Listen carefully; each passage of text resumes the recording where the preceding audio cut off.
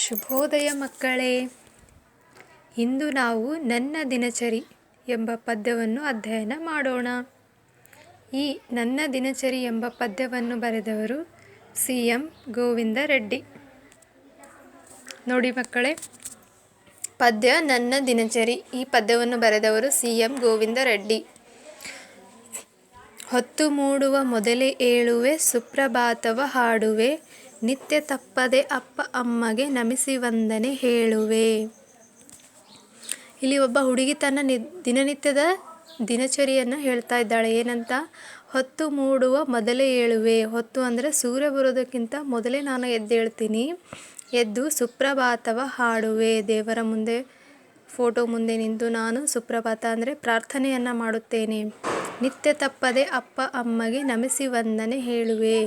ನಾನು ಪ್ರತಿನಿತ್ಯ ದಿನಾಲು ತಪ್ಪೋದಿಲ್ಲ. ನನ್ನ ತಂದೆ ತಾಯಿಗಳಿಗೆ ಕಾಲು ಪಾದವನ್ನು ಮುಟ್ಟಿ ನಮಸ್ಕಾರ ಮಾಡುತ್ತೇನೆ ಅಂತ ಹೇಳ್ತಾ ಇದ್ದಾಳೆ. ಹಲ್ಲನುಜ್ಜುವೆ, ಮುಖವ ತೊಳೆಯುವೆ, ದಿನವೂ ಜಳಕವ ಮಾಡುವೆ, ಕಾಯಿ ಹೆಚ್ಚುವೆ, ಪಾತ್ರೆ ತಿಕ್ಕುವೆ, ಅಮ್ಮನಿಗೆ ನೆರವಾಗುವೆ. ಮತ್ತೇನು ಹೇಳಕತ್ತಾಳ? ನಾನು ದಿನಾಲು ಹಲ್ಲನುಜ್ಜುವೆ, ಮುಖ ತೊಳೆದು ದಿನವೂ ಜಳಕವ ಮಾಡುವೆ. ದಿನಾಲು ಪ್ರತಿನಿತ್ಯ ಜಳಕ ಅಂದರೆ ಸ್ನಾನವನ್ನು ಮಾಡುವೆ. ಅದಾದ ಮೇಲೆ ಕಾಯಿ ಹೆಚ್ಚುವೆ, ಪಾತ್ರೆ ತಿಕ್ಕುವೆ, ಅಮ್ಮನಿಗೆ ನೆರವಾಗುವೆ. ಅಮ್ಮನಿಗೆ ಅಡುಗೆಯಲ್ಲಿ ಸಹಾಯ ಮಾಡಲು ನಾನು ಕಾಯಿ ಹೆಚ್ಚುವೆ. ಕಾಯಿ ಅಂದರೆ ತೆಂಗಿನಕಾಯಿಯನ್ನು ಕೊಯ್ತಾರಲ್ಲ, ಅದಕ್ಕೆ ಕಾಯಿ ಹೆಚ್ಚುವೆ. ಪಾತ್ರೆ ತಿಕ್ಕುವೆ ಅಂದರೆ ಪಾತ್ರೆಗಳನ್ನು ಸ್ವಚ್ಛಗೊಳಿಸುವೆ ದಿನಾಲು ಅಂತ ಹೇಳ್ತಾ ಇದ್ದಾಳೆ. ಅಮ್ಮ ಅಕ್ಕರೆಯಿಂದ ನೀಡುವ ತಿಂಡಿ ತಿನಿಸನ್ನು ತಿನ್ನುವೆ, ಪಾಠಿ ಪುಸ್ತಕ ಹೆಗಲಿಗೇರಿಸಿ ಹೋಗಿ ಬರುವೆನು ಎನ್ನುವೆ. ಅವಳ ತಾಯಿ ನೀಡುವಂಥ ಅಕ್ಕರೆಯಿಂದ ಅಂದರೆ ಪ್ರೀತಿಯಿಂದ ನೀಡುವಂಥ ತಿಂಡಿ ತಿನಿಸು ಏನು ಮಾಡಿರ್ತಾರಲ್ಲ ಬೆಳಿಗ್ಗೆ, ಆ ತಿಂಡಿ ತಿನಿಸನ್ನು ತಿಂದು, ಪಾಠಿ ಪುಸ್ತಕ ಅಂದರೆ ಬ್ಯಾಗನ್ನು ಹಾಕ್ಕೊಂಡು, ಹೆಗಲಿಗೇರಿಸಿ ಅಂದರೆ ಹೆಗಲಿಗೆ ಹಿಂಗೆ ಹಾಕ್ಕೊಂಡು ಹೋಗ್ತಿರಲ್ಲ ನೀವು ಕೂಡ ಬ್ಯಾಗನ್ನು, ಅದೇ ರೀತಿಯಲ್ಲಿ ಅವಳು ಕೂಡ ಬ್ಯಾಗನ್ನು ಬಾಗಿಲಿಗೆ ಹಾಕ್ಕೊಂಡು ಹೋಗಿ ಬರುವೆನಮ್ಮ, ನಾನು ಶಾಲೆಗೆ ಹೋಗಿ ಬರ್ತೀನಿ ಅಂತ ತಂದೆ ತಾಯಿಗೆ ಹೇಳಿ ಹೋಗ್ತೀನಿ ಅಂತ ಹೇಳತ್ತಳ. ಮತ್ತು ಶಿಸ್ತಿನಿಂದ ಮಿಸ್ಸು ಕಲಿಸುವ ಪಾಠವನ್ನು ಕಲಿಯುವೆ, ಗೆಳೆಯ ಗೆಳತಿಯರೊಡನೆ ಕೂಡಿ ಆಟವಾಡುತ್ತಾ ನಲಿಯುವೆ.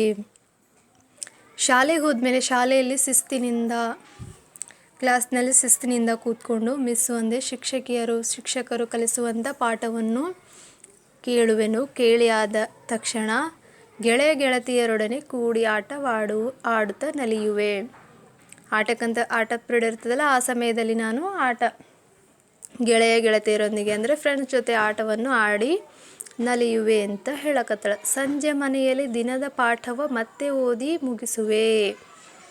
ಇದು ನೆನಪಿನಲ್ಲಿ ಇಟ್ಟುಕೊಳ್ಳುವಂಥ ವಿಷಯ ನೋಡಿ ಮಕ್ಕಳೇ. ಸಂಜೆ ಮನೆಯಲ್ಲಿ ದಿನದ ಪಾಠವ ಮತ್ತೆ ಓದಿ ಮುಗಿಸುವೆ. ಇವತ್ತು ಶಾಲೆಯಲ್ಲಿ ಏನು ಹೇಳಿರ್ತಾರಲ್ಲ ಆ ಪಾಠವನ್ನು ನಾನು ಮನೆಗೆ ಹೋದ ತಕ್ಷಣ ಸಂಜೆ ಕೂತ್ಕೊಂಡು ಆ ಪಾಠವನ್ನು ಓದಿ, ಏನು ಮನೆ ಕೆಲಸ ಹೋಮ್ವರ್ಕ್ ಕೊಟ್ಟಿರ್ತಾರೆ ಅದನ್ನು ಮಾಡಿ ಮುಗಿಸುವೆ. ಅಪ್ಪ ಅಮ್ಮನ ಜೊತೆಗೆ ಕುಳಿತು ಊಟ ಮಾಡಿ ಮಲಗುವೆ. ರಾತ್ರಿ ಸಮಯದಲ್ಲಿ ಅಪ್ಪ ಅಮ್ಮನ ಜೊತೆಗೆ ಕೂತು ಊಟ ಮಾಡಿ ಮಲಗುವೆ ಅಂತ ಹೇಳತ್ತಳ. ಅಮ್ಮ ಕಥೆಯನ್ನು ಹೇಳುತ್ತಿರಲು ಮೆಲ್ಲ ನಿದ್ದೆಗೆ ಜಾರುವೆ, ಬಣ್ಣ ಬಣ್ಣದ ಕನಸು ಕಾಣುತ್ತಾ ಸುಖದಿ ನಿದ್ದೆಯ ಮಾಡುವೆ. ರಾತ್ರಿ ಮಲ್ಕೊಂಡಾಗ ಅಮ್ಮಗ ಕತೆ ಹೇಳಂತಾಳ. ಅಮ್ಮ ಕತೆ ಹೇಳೋ ಟೈಮ್ನಾಗ ಮೆಲ್ಲ ನಿದ್ದೆಗೆ ಹಾಗೆ ಕತೆ ಕೇಳ್ಕೊತಾ ನಿದ್ದೆ ಹತ್ತಿ ಬಿಡ್ತದ.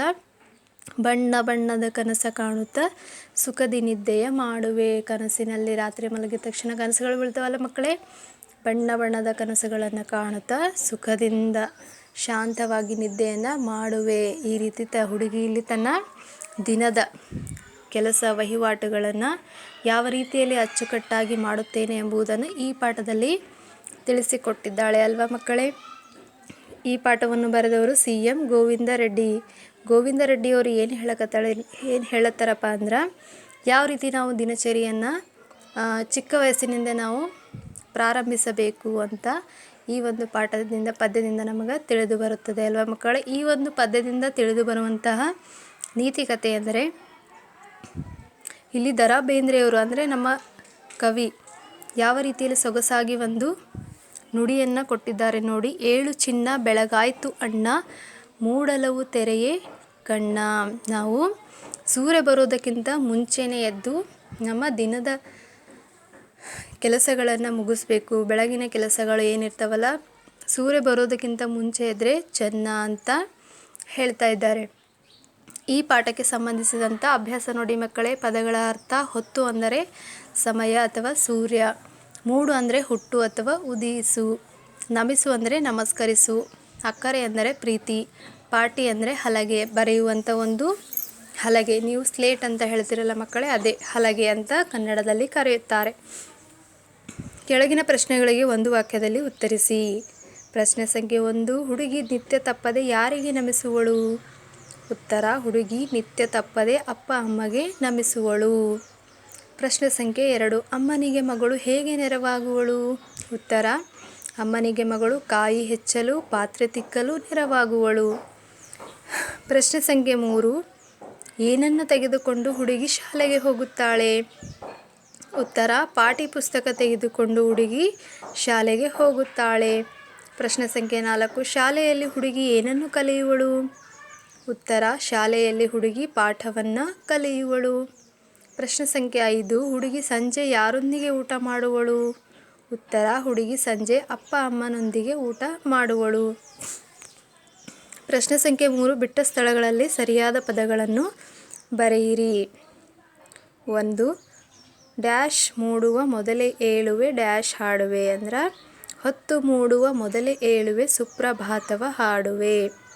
2, ಹಲ್ಲನುಜ್ಜುವೆ ಮುಖವ ತೊಳೆಯುವೆ ದಿನವೂ ಜಳಕವ ಮಾಡುವೆ. 3, ಅಮ್ಮ ಅಕ್ಕರೆಯಿಂದ ನೀಡುವ ತಿಂಡಿ ತಿನಿಸನ್ನು ತಿನ್ನುವೆ. 4, ಬಣ್ಣ ಬಣ್ಣದ ಕನಸು ಕಾಣುತ್ತಾ ಸುಖದಿ ನಿದ್ದೆಯ ಮಾಡುವೆ.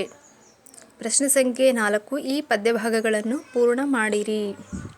ಹಲ್ಲನುಜ್ಜುವೆ ಮುಖವ ತೊಳೆಯುವೆ ದಿನವೂ ಜಳಕವ ಮಾಡುವೆ, ಕಾಯಿ ಹೆಚ್ಚುವೆ ಪಾತ್ರೆ ತಿಕ್ಕುವೆ ಅಮ್ಮನಿಗೆ ನೆರವಾಗುವೆ. ಶಿಸ್ತಿನಿಂದಲೇ ಮಿಸ್ಸು ಕಲಿಸುವ ಪಾಠವನ್ನು ಕಲಿಯುವೆ, ಗೆಳೆಯ ಗೆಳತಿಯರೊಡನೆ ಕೂಡಿ ಆಟವಾಡುತ್ತಾ ನಲಿಯುವೆ. ಪ್ರಶ್ನೆ ಸಂಖ್ಯೆ 5, ಹೊಂದಿಸಿ ಬರೆಯಿರಿ. ಅದಲ್ಲಿ ಇರುವಂತಹ ಪದಗಳೊಂದಿಗೆ ಬದಲ್ಲಿ ಇರುವಂತಹ ಪದಗಳನ್ನು ಹೊಂದಿಸಿ ಈ ಬಿಟ್ಟ ಜಾಗದಲ್ಲಿ ಬರೆಯಬೇಕು ಮಕ್ಕಳೇ. ನೋಡಿ, ಹೊತ್ತು ಮೂಡುವ, ಸುಪ್ರಭಾತವ ಹಾಡುವೆ, ಹಲ್ಲನುಜ್ಜುವೆ ಮುಖವ ತೊಳೆಯುವೆ, ತಿಂಡಿ ತಿನಿಸನ್ನು ತಿನ್ನುವೆ, ಪಾಠವನ್ನು ಕಲಿಯುವೆ. ಇಷ್ಟನ್ನು ನಿಮ್ಮ ರೀಡರ್ ಪುಸ್ತಕದಲ್ಲಿ ಹಾಗೂ ಅಭ್ಯಾಸ ಪುಸ್ತಕದಲ್ಲಿ ತಪ್ಪದೇ ಬರೆಯಿರಿ ಮಕ್ಕಳೇ. ಬರೆದು ಅಭ್ಯಾಸವನ್ನು ಮಾಡಿರಿ. ಇಲ್ಲಿ ಒಂದು ಚಟುವಟಿಕೆ ಇದೆ ನೋಡಿ ಮಕ್ಕಳೇ, ಇದನ್ನು ನೀವೇ ಸ್ವತಃ ಮಾಡಿ, ಅಂದರೆ ನೀವೇ ಬರೆಯಬೇಕು. ಅಪ್ಪ ಅಮ್ಮ ನಿಮ್ಮನ್ನು ಶಾಲೆಗೆ ಕಳಿಸಲು ಹೇಗೆ ನೆರವಾಗುವರು ಎಂಬುದನ್ನು 5 ವಾಕ್ಯಗಳಲ್ಲಿ ಬರೆಯಿರಿ. ನೀವು ಬೆಳಗ್ಗೆ ಶಾಲೆ ಇದ್ದಾಗ ಯಾವ ರೀತಿ ಶಾಲೆಗೆ ಬರಬೇಕಾದ್ರೆ ನಿಮ್ಗೆ ಅಪ್ಪ ಅಮ್ಮ ಯಾವ ರೀತಿ ಸಹಾಯ ಮಾಡ್ತಿದ್ರು, ಹೇಗೆ ಕಳಿಸ್ತಿದ್ರು, ಅದರ ಬಗ್ಗೆ ನೀವು ನಿಮ್ಮ ಈ 4-5 ವಾಕ್ಯಗಳಲ್ಲಿ ಬರೆಯಿರಿ ಮಕ್ಕಳೇ. ಧನ್ಯವಾದಗಳು ಮಕ್ಕಳೇ.